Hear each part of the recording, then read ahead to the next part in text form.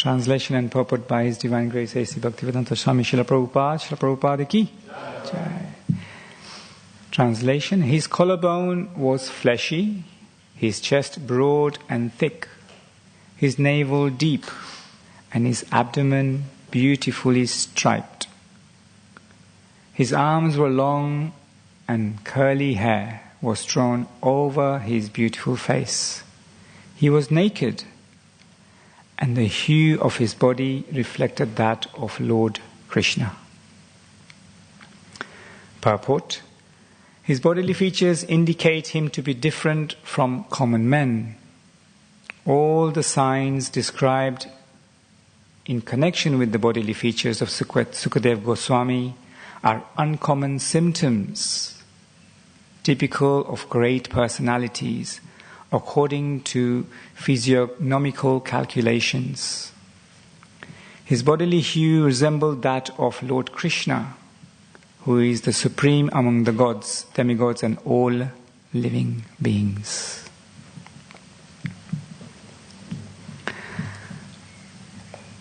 Om Jnanatinmirandasya Jnananjaya Shalakaya Chakshurunmilitam Jena Tasmai Shri Guruve Namaha. Shri Chaitanya Manobhishtam Stapitam Yena Bhutale Swayam Rupa Kadamayam Dadati Swapadantikam Vandeyam Shri Guru Shri Utapada Kamalam Shri Guru Vaishnavamscha Shri Rupam Sagrajatam Sagana Raghunatam Vidam Tam Sajivam Sadvaitam Savadutam Parijana Saitam Krishna Chaitanya Devam Shri Radha Krishna Padan Sagana Lalita Shri Vishakhanvitamscha.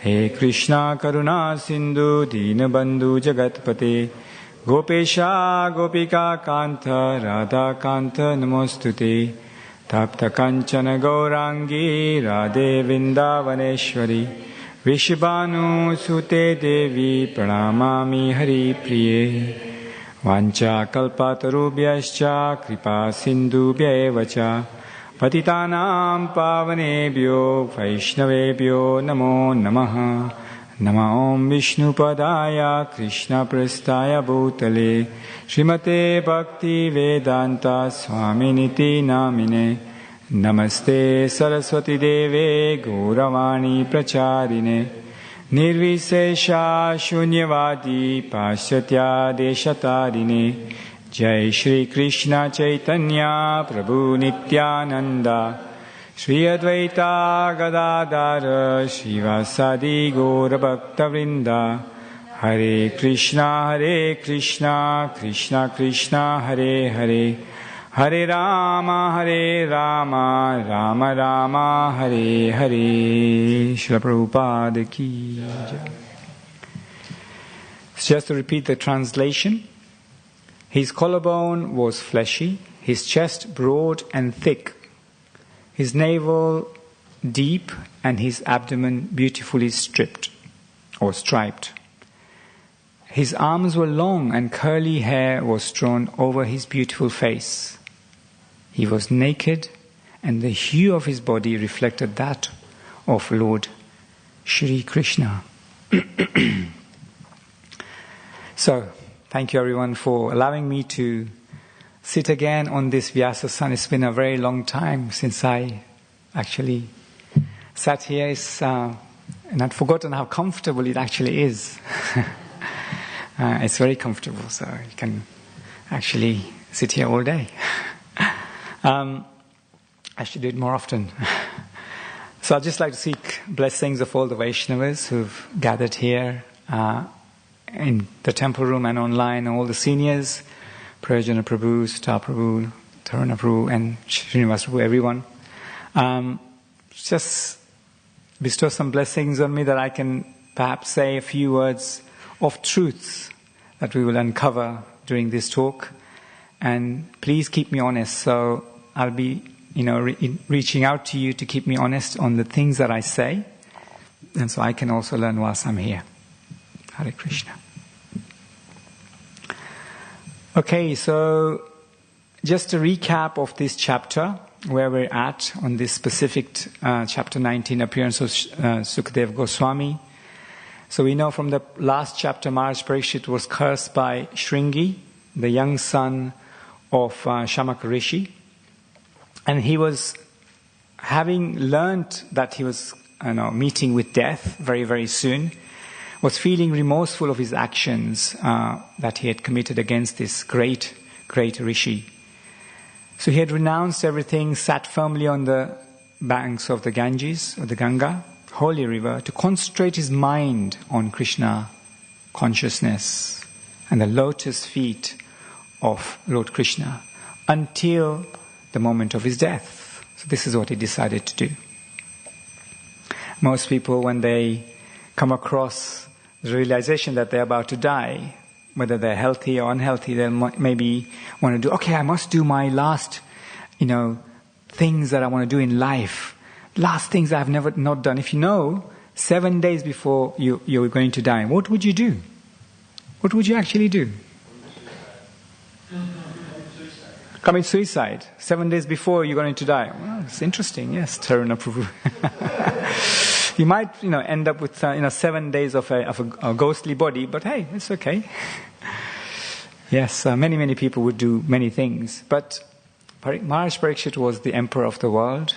He had association of Lord Krishna from the outset in the womb of Uttara, and so he knew exactly what to do in order to wind up his material duties, his swadharma. He then sat firmly on that banks of the Ganga and meditated upon Lord Sri Krishna.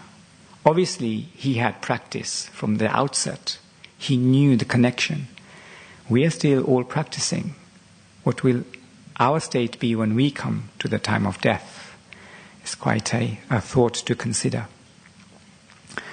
As he sat there, all the great sages, special demigods, kings, special royal orders, Raja Rishis, etc., came from all over the universe, arrived at this place to actually sanctify it as a place of pilgrimage.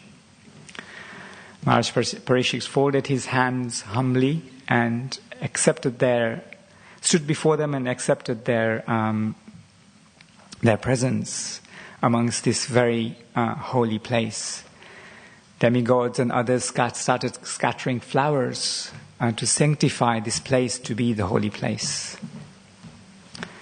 Maharaj Parikshit was very pleased with all who had assembled there and requested them to continue to speak about Lord Krishna, because they were reciting all the stories about how Lord Krishna was on this planet and how Maharaj Parikshit, who he was, they all knew him. So he was he felt very, very much at home that, he was amongst Vaishnavas, he was amongst devotees who could actually take care of him during this special time. Now, I was listening to some lecture by His Grace Lal Govinda Prabhu, and he was saying that, what happens with us when we are on our deathbeds. As soon as the family members or the friends find out that we are on our deathbeds, they call around and say, right, he's passing away now. It's any time soon. So the neighbors come and the children come, and then they all gather around on this bed. This poor guy, the man, woman, passing away. And what are they saying?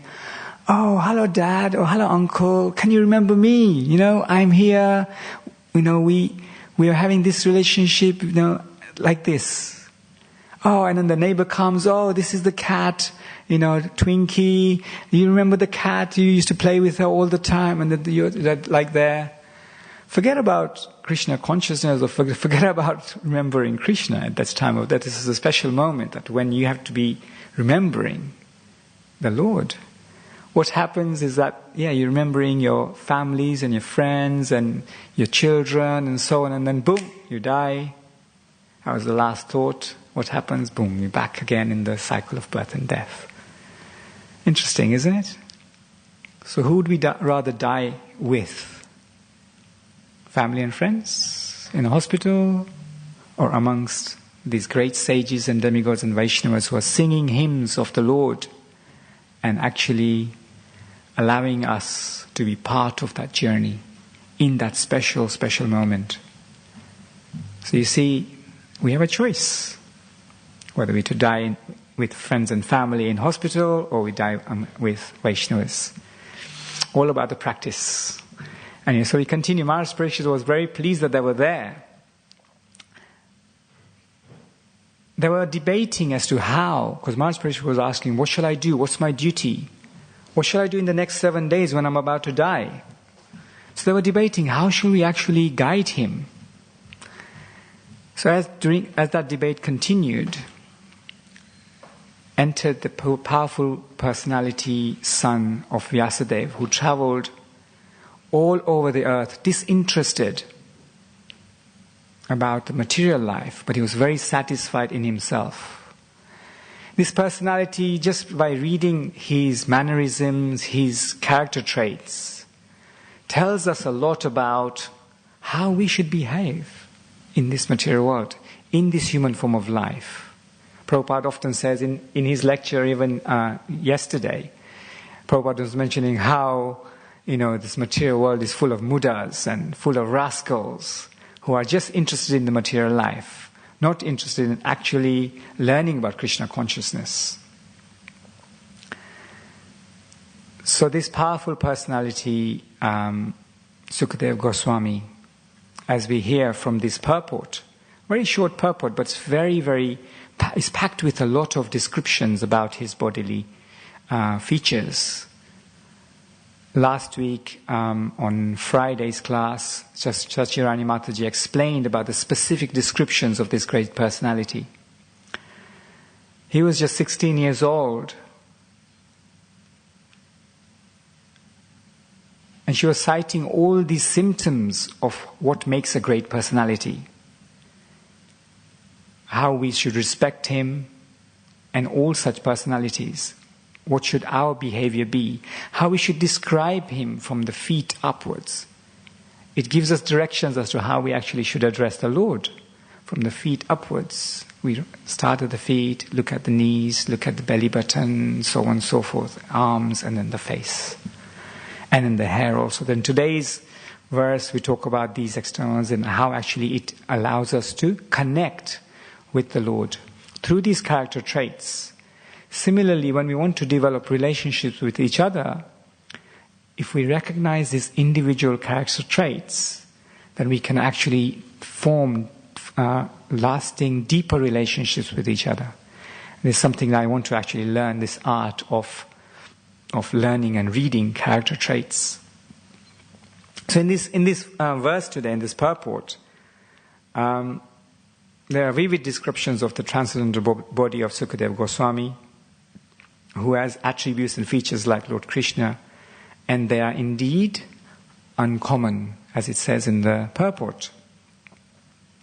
Srila Prabhupada, in his expert command of the English language, uses a specific term. Did anybody recognize that term in the purport?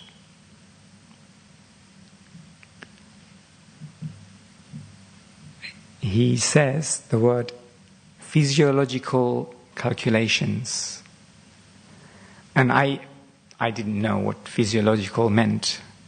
Calculations, maths and abstract maths and stats and so on. Does anybody know what physiological calculations mean? Yes, David Prabhu. Sorry, physiognomical, you're right, thank you. Physiognomical, I can't read without my glasses.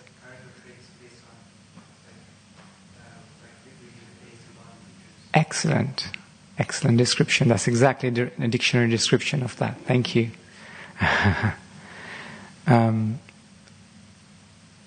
Yes, it's the art of determining character or personal characteristics from the form or features of the body, especially the face.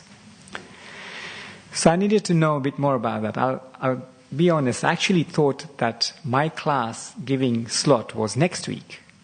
And I had forgotten in the festival furor and excitement of His Holiness Bhakticharu Maharaj's disappearance day and wanting to do the best for him.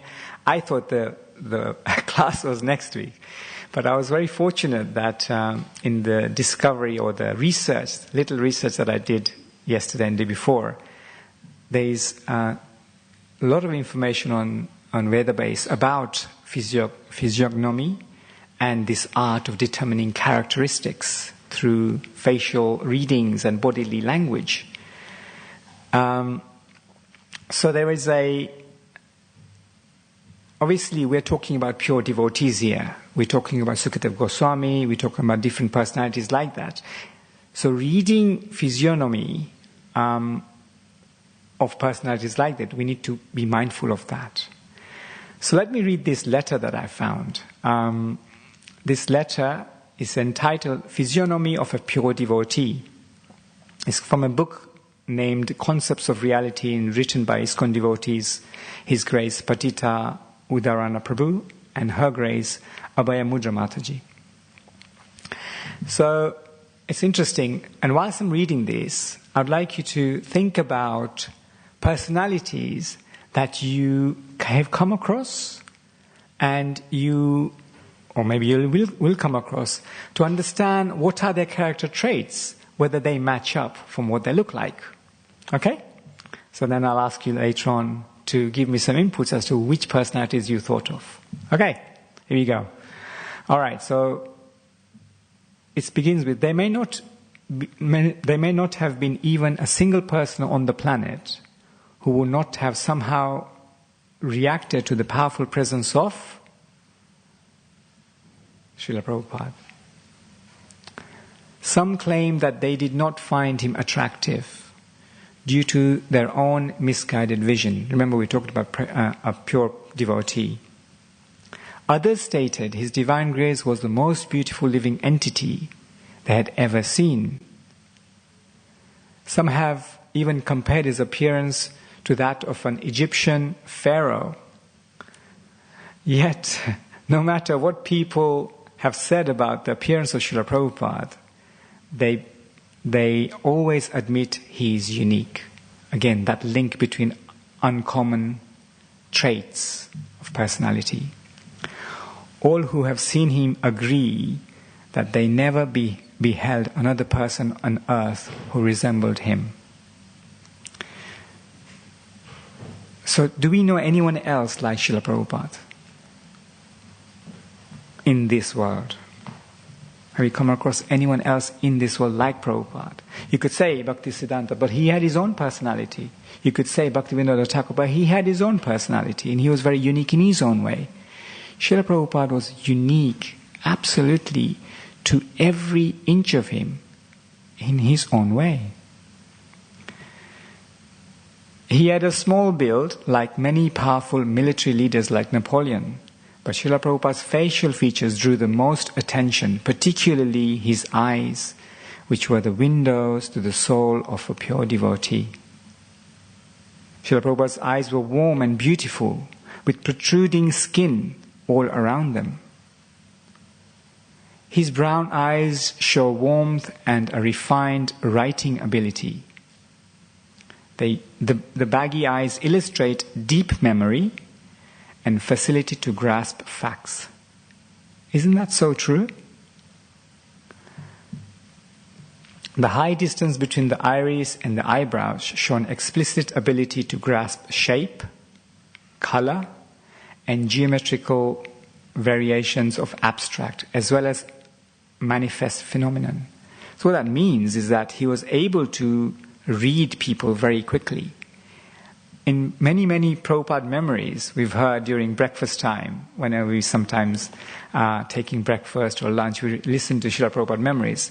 And so many of his disciples say that, oh, we met Prabhupada for the first time and I felt completely naked in front of Prabhupada. Why? Because he was able to see us and see us in the heart.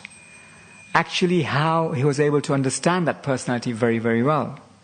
Why? Because he had these character traits.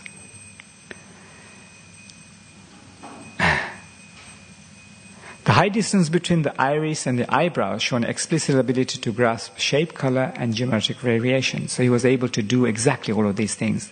The flat cheeks display his facility to move amongst others without being invasive.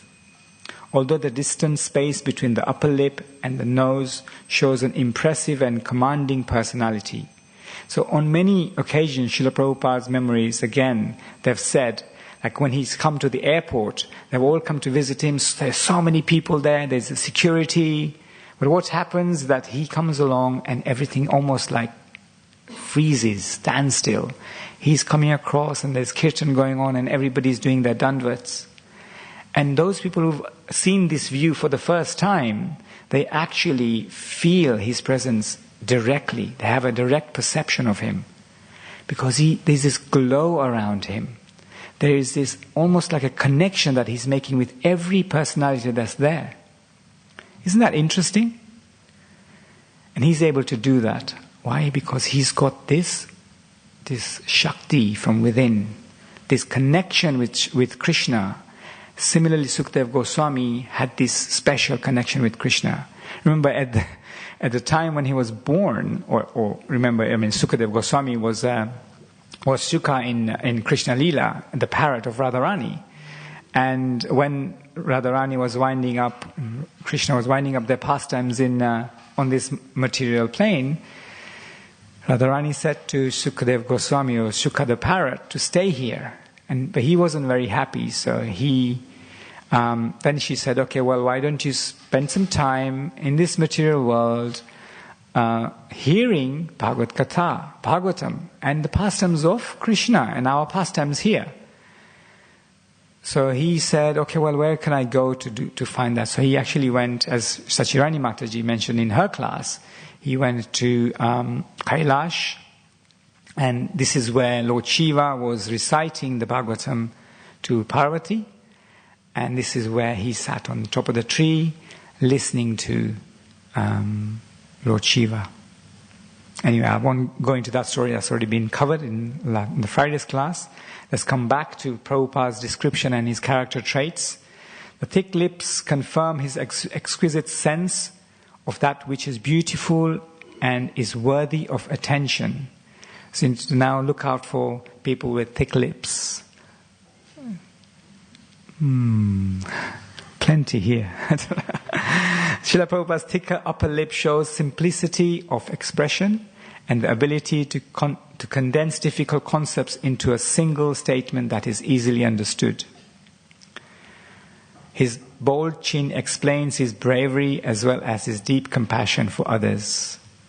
The dimple in the middle of Srila Prabhupada's chin is the mark of an undisputed leader.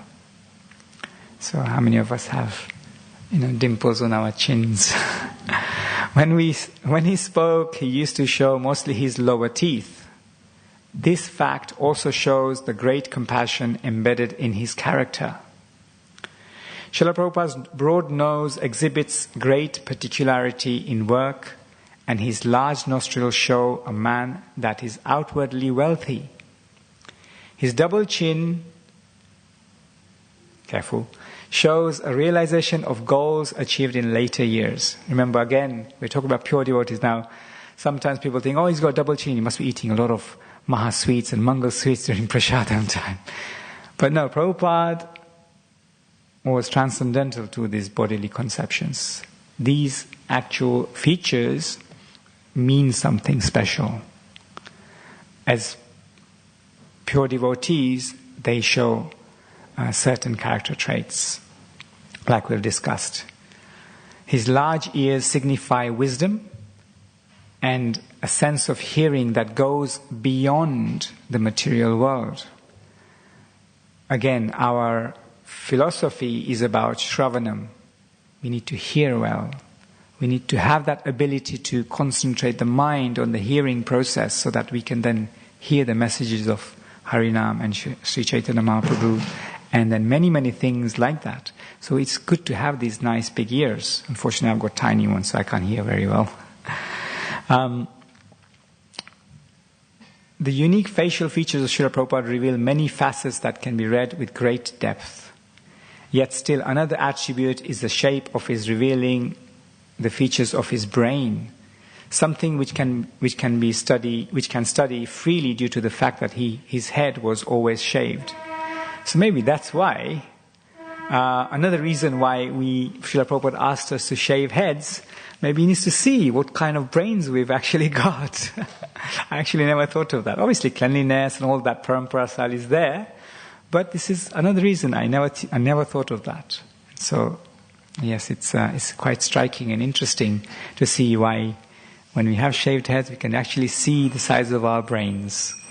Shri Shri Radha Gopananda Bhagwan ki, Shutaram Lakshman Hanuman ki, Gaurnitai ki, Srila Prabhupada ki jai. So this study, actually in the science world, is known as phrenology. It's a predecessor to psychology, and this study of the shape of the head is a science that came into its own in the 18th century. The main objective of this science is to examine the size of the brain areas as seen from the surface of the skull. The founder of the modern-day phrenology was German Franz Joseph Gall. By studying his classmates at school, he discovered that some of the students with protruding eyes had better memories. Phrenology is popularized by Gall's follower named Johann Spursheim. Later, a Scottish lawyer named George Combe would become the main promoter of phrenology throughout English-speaking world after he was convinced of the merits by viewing the brain dissections performed by Spursheim. Obviously, when we pass away, we have organ donation, and the brain is obviously donated. So they do studies on the brain and actually understand through the positions of the skull how the brains work, but also gives us these character traits and understanding of how individuals behave in their mannerisms and the relationships are built. So you see, Prabhupada was expert at all of these aspects.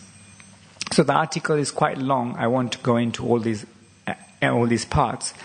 But it says, in truth, phrenology's origin can be found in the Vedas and are bundled under the heading of Samudrika Shastra. It's a specific type of Vedas that describe these science. And so you can see even in today's, and in this name, and in these Shastras, the rishis who examined the auspicious marks on the transcendental body of Lord Vishnu as he slept on the Garbhagriha ocean. So they were already reading different signs of the Lord to understand what are his character traits. That's interesting, isn't it? We can see how individuals sleep, how they behave, how they actually roll over, even move. And then we can understand their character traits and read their body language. So there's so many ways of reading the body language. And science has actually taken on this art of reading body language. There are many, we'll come to this a little bit later on, but there are many aspects of science that takes, and psychology takes into account about how to read body language and can understand the behavior traits of individuals. I'll finish this article then.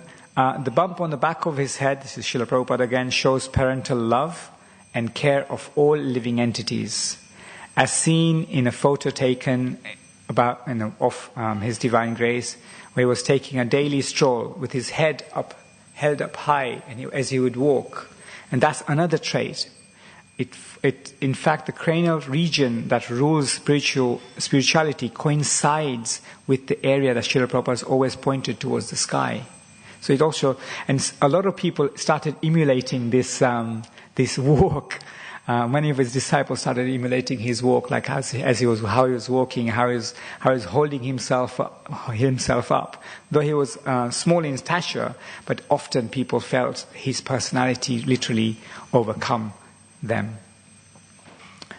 So he had this distinct walk, and it would appear that he was self-realized and was able to hold his head high in a dignified angle.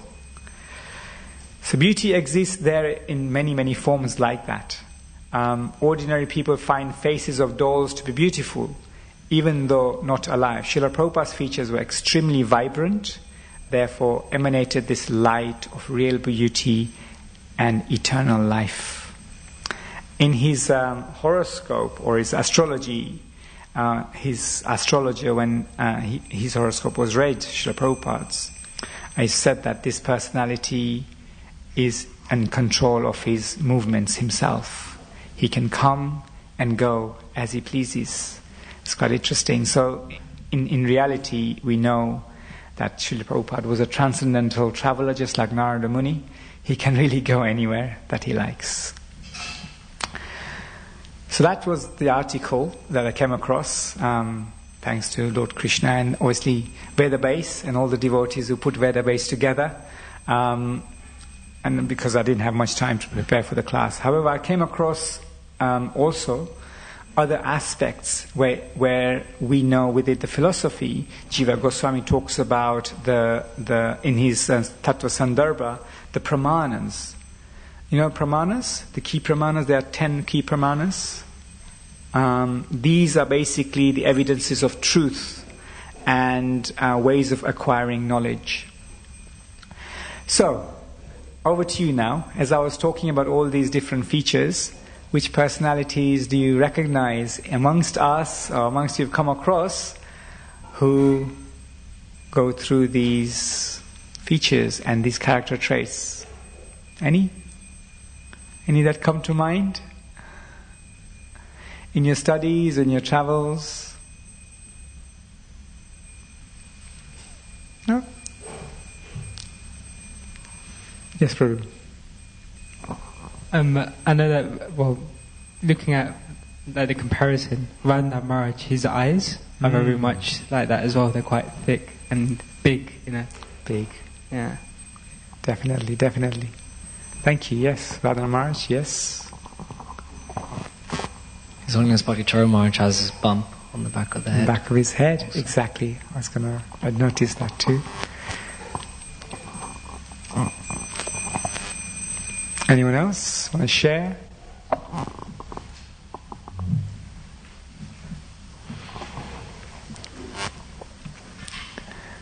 Another character trait is bushy eyebrows. They also mean a lot of personalities in terms of wisdom, in terms of how they can connect with people. Anyway, we can go on. But I wanted to also cover off on this evidences of truth, pramanas. Obviously, we know that there are 3 key pramanas that we imbibe in. And these are ways of actually acquiring knowledge. I'm sure you guys all know these pramanas. Guru Sadhu Shastra, yes, that's our relationships after we've built up those relationships. Pratyaksha. Sorry, David Prabhu. Vada? Yes, Sam Prabhu. Pratyaksha, Shabda and Anuman. And Pratyaksha is direct perception of the senses. Anuman is induction. And Shabda is verbally revealed testimony. So these aspects, especially Shabda, which is what Jiva Goswami actually emphasizes in his Tattva Sandarbha, he says that is what Vaishnavas actually look at. And these are more transcendental or spiritual in nature, these 3. But there are 7 others, pramanas also. And these 10 pramanas form part of this Tattva Sandarbha that Jiva Goswami has written. And these are evidences of how we can acquire knowledge and acquire relationships with each of us. The 7th one especially talks about this physiognomy as described in this purport, and that is cheshta or gesture. We may have seen in classical Indian music there is Kathak or Mudra dancing, or the ways of actually describing stories through dance. When we went to Radhadesh, there's a great personality there who, in the art center, does many shows, and he dances like an amazing personality. He's telling lots of stories about Krishna Katha. So cheshta is a way of knowing the truth through mudras or bodily gesticulations or mannerisms. Those who are learned in the science of mudras can understand a great deal about others by studying their posture, their body language, their physiognomy, and general outward appearance. The Vedic culture dance, for instance, the movements of the dancer's eyes and hands tell an intricate story. In more mundane environments, people make the victory sign, or sometimes the offensive gesture, the opposite victory sign, communicating either they are wanted or they should go away. So you see there are many ways of actually communicating through mannerisms, through physiognomy. And so there are many ones listed like that. So even like as I was saying, physiognomical calculations have been in the material world, in science world, have also taken shape, and a lot of the material scientists learn about individuals. So, for example, there are a few websites that describe how we can look at individuals' character traits, and these have come from this specific Veda. These psychological science has come from these Vedas.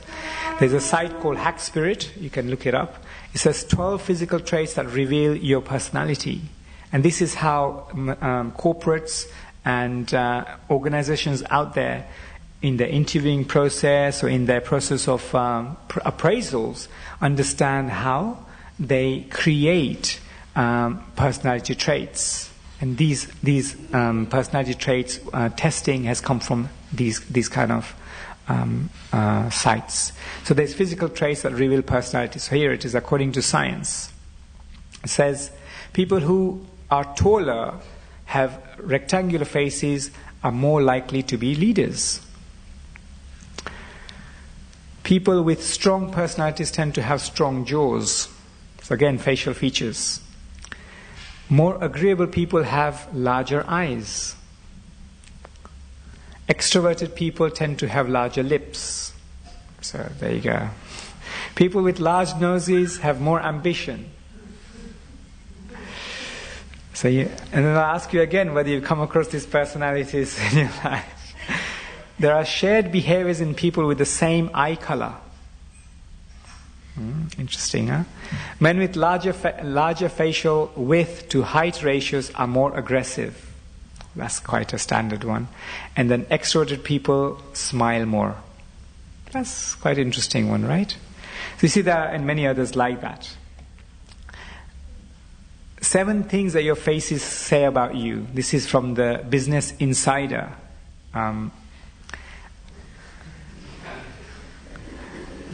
Confidence, when you have good proportion, wide width. It tells you about confidence. Friendliness indicates the distance between the top of the eyebrow and the eyes, and compared to the height of the eye. And then tolerance is indicated by the horizontal distance between the eyes, like the distance there, and then this brow here. And then sense of humor indicated by the length of the philtrum. Again, I don't know much about this science, but there is a whole science behind this, you see.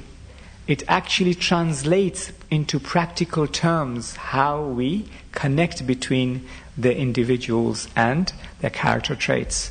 So you see, science and scriptures, there is so much connectivity, and yet the scientists and the material scientists out there negate the Vedas, negate the scriptures, and yet there is evidence here that shows clear connection between the Shastra that we mentioned and scientists.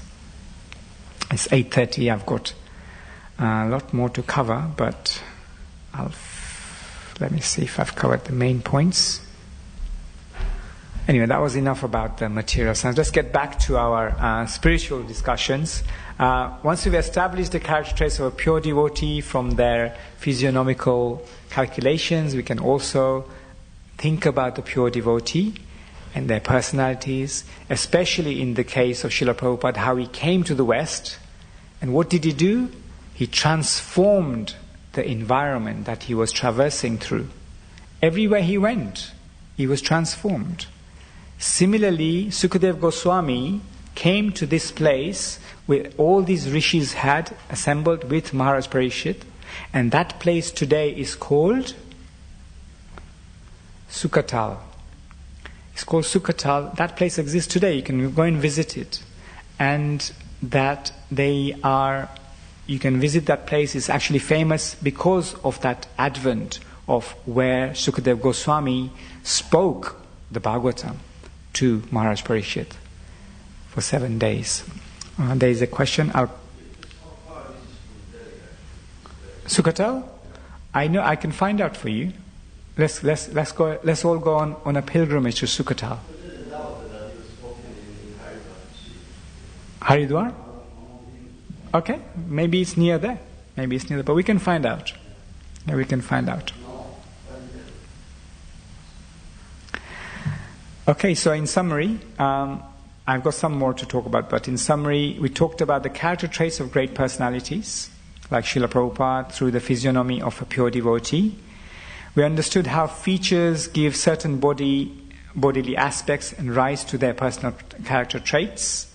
We learnt about the modern science, how modern science uses physiognomy and the ability to look at pramans to actually inform about individuals and how to build relationship with people. And then we understood about Chester Praman and how mudras and mannerisms inform us in terms of the art of dance and give us the story during classical music.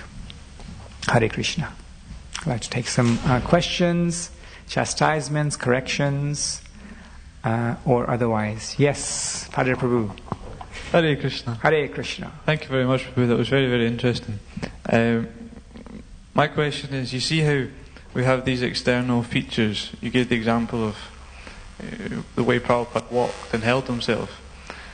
So these are like a reflection of his internal character. But if we imitate, we change the way we walk like Prabhupada, does that then help us develop these traits that Prabhupada has? You mean fake it till you make it, huh?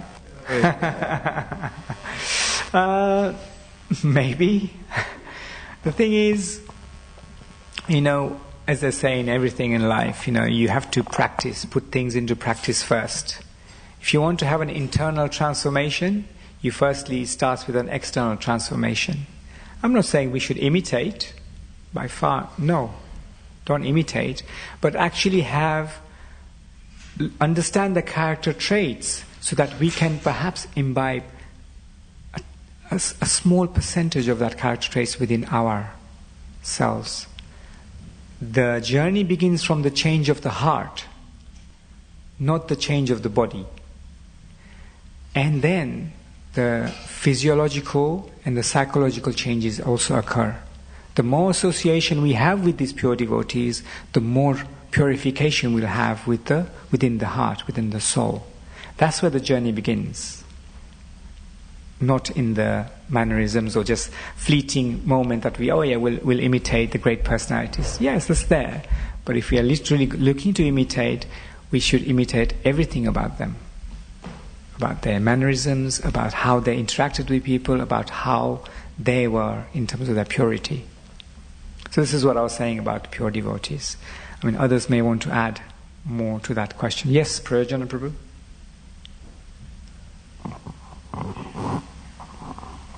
One of the characteristics, also Prabhupada, he was sober, he was dhira. And definitely that was a powerful trait with him. And also he had a sense of humor. Yeah, as well. But he was a sober person, he was dhira. Thank you. Amrita Vilasimati. Thank you, Prabhu, for a wonderful class.